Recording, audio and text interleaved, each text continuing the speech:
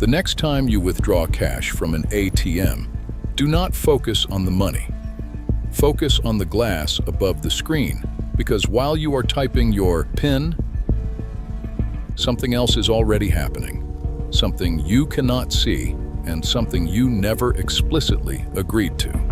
Inside modern banking terminals, hidden behind what looks like a simple dark panel, there are infrared imaging systems operating continuously in the background. They activate the moment you approach, not when you press a button, not when you confirm anything, but the moment your presence is detected. At that point, the system begins constructing a biometric profile based on your ocular structure. Your eyes are not being photographed in the traditional sense. They are being mathematically mapped. Every curvature, reflection pattern, and micro-variation in your iris is converted into a digital signature, a signature that is unique to you.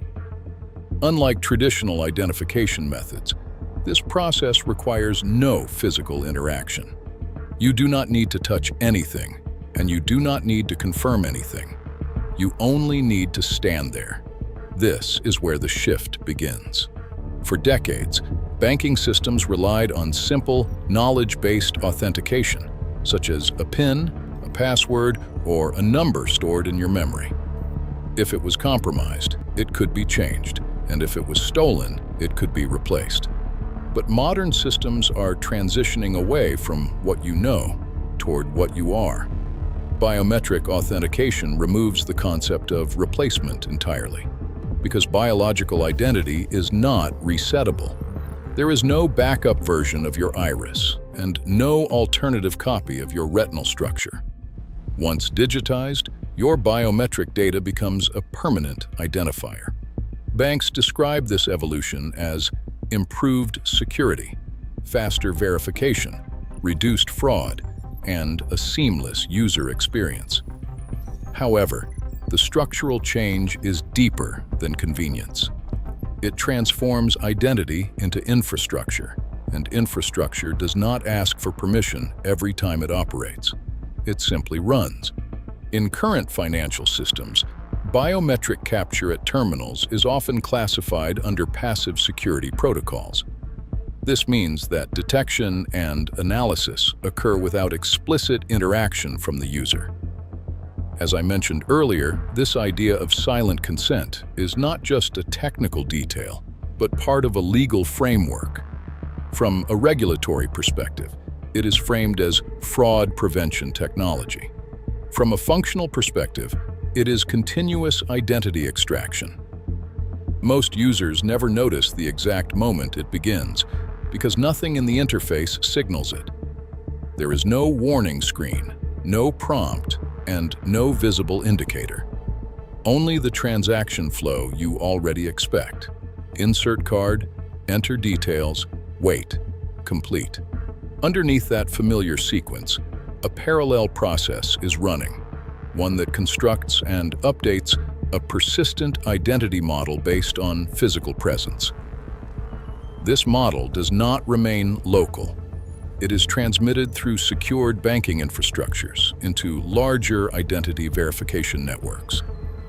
But here is the detail they do not want you to find in the fine print. These networks are increasingly distributed across regions and institutions. Some technical frameworks describe them as decentralized identity ledgers. In simple terms, your biometric identity is no longer tied to a single bank or device. It is synchronized across systems, continuously verified and continuously referenced. This creates a new category of identity architecture. It is not static, and it is not stored in one place. Instead, it is replicated across interconnected verification nodes, designed to create frictionless authentication across global financial systems. One identity that works everywhere, and one verification that replaces all traditional credentials. However, the consequence of this structure is permanence.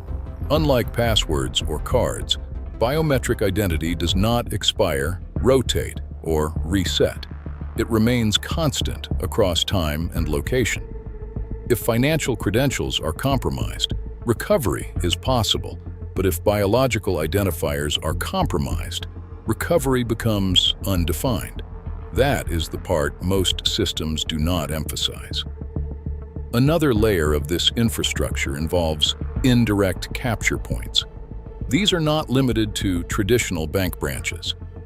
Third-party ATMs, retail terminals, and embedded financial kiosks are now integrated into shared verification ecosystems. This means biometric capture can occur outside of direct banking relationships, without explicit onboarding, without account creation, and without formal user awareness. In these cases, identity data may still be processed as part of network-level fraud detection and verification mapping. If you are watching this and thinking that you are safe because you do not use these machines, stop, because that assumption is exactly what makes this next part dangerous. This leads to the emergence of probabilistic identity records, often described in internal documentation as shadow profiles. These are not full accounts. They are behavioral and biometric traces associated with repeated physical interactions across financial systems. Not because you signed up, but because you passed through the environment. Once these patterns exist, they can be correlated across networks, creating a persistent identity footprint that extends beyond intentional usage. This is where the system transitions from transactional banking to continuous identity modeling. At this point, the machine is no longer simply verifying access. It is learning patterns, including frequency of use, location behavior, interaction timing, and biometric consistency. The combination of these signals builds a high-confidence identity model over time, even without explicit registration or direct consent events per interaction. From a user perspective, nothing appears different. The interface remains unchanged, and the experience remains familiar. However, the underlying architecture has shifted entirely. Identity is no longer something you present. It is something continuously inferred. Once this inference layer exists, it becomes part of larger financial ecosystems designed for global interoperability, where identity verification is not repeated manually, but propagated across networks in real time. In theory, this reduces friction, but in practice, it removes separation between physical identity and financial presence. At that point, every interaction becomes a verification event. Every physical location becomes a potential data capture node, and every transaction becomes part of a continuous identity graph. The question then shifts away from technology itself and moves toward structure. What does it mean when identity is no longer stored, but continuously reconstructed? What does it mean when access is not granted, but inferred? And what happens when that system becomes the default layer of global financial interaction? Some view this as inevitable modernization, while others see it as a fundamental shift in autonomy over personal data. Regardless of perspective, the architecture is already forming, and most users are interacting with it without noticing the transition. Because nothing in their daily experience signals that anything has changed.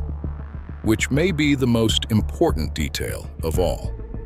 The system does not announce itself, it integrates itself. And once integrated, it becomes part of the environment, not separate from it. Which leads to a final question. What if everything you just heard is already outdated? Not because it was wrong, but because it already happened. We always assume the scan happens at the ATM, when you arrive, when you stand still, and when the machine activates. But systems like this do not rely on moments anymore. They rely on patterns, and patterns do not start at the machine. They start with you deciding to go there. Think about it. The route you take, the time you choose, the frequency of your visits, and the behavior that repeats without you noticing. None of this needs permission. It only needs observation. So the real question is not whether you are being scanned right now. The real question is when the system first learned that you were going to be scanned. Because if prediction is accurate enough, then identification does not happen at the machine.